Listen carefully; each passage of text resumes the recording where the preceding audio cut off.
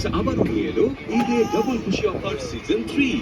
যমুনার fridge, TV, AC সহ যে কোনো পণ্য কিনলেই পাচ্ছেন নিশ্চিত ঈদ উপহার। এছাড়াও প্রতি সপ্তাহে থাকছে বিদেশ ভ্রমণের সুবর্ণ সুযোগ। এবারের ঈদ আয়োজন যমুনার সাথে অফার আর উপহারে।